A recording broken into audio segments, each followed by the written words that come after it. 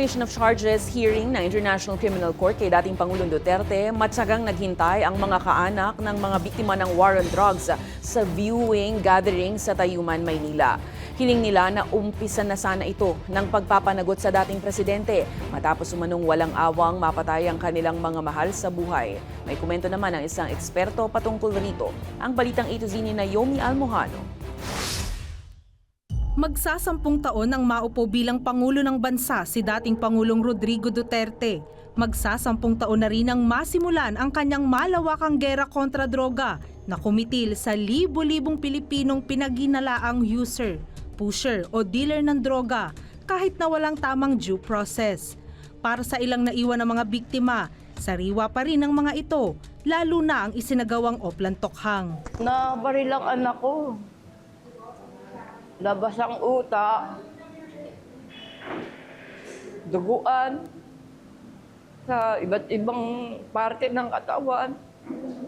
Nung panahon ni Duterte, kapag ang magulang nawalan ng anak, sobra sakit. Nung makita ko po ang anak ko, hindi ko namalayan na tumakbo ako ang walang tsinilas. Kasi nakita ko po siya nakandusay na. Ngayong Lunes, February 23, sabay-sabay na tumutok sa confirmation of charges ni Duterte. Ang mga kapamilya ng mga biktima ng EJK bit-bit ang bigat ng emosyon na kailanmay hindi mawawala. Sana makamit namin mga namatayan ng mga anak, mahal sa buhay na magdusa siya sa mga ginawa niyang mga magpatay sa mga tao. Sana anak, tulungan mo ako makamit ang hustisya.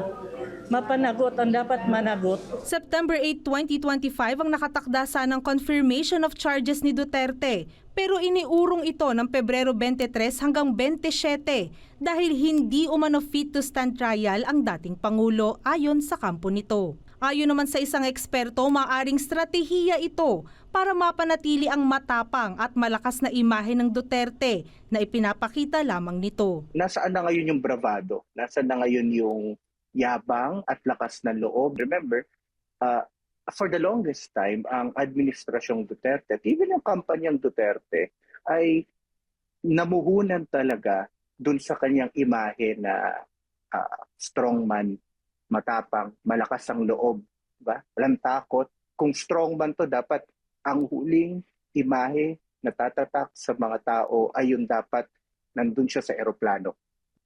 Diba? Or at the very least, yung nandun siya sa yung remote na nangyari dun sa ICC. Tinawag niya ring makasaysayan ng confirmation of charges ng ICC dahil ito ani ang unang beses na international court ang didinig sa umano'y mga krimen. Maari rin kasi ani ang mabahira ng politika kung sa bansa ito ginawa.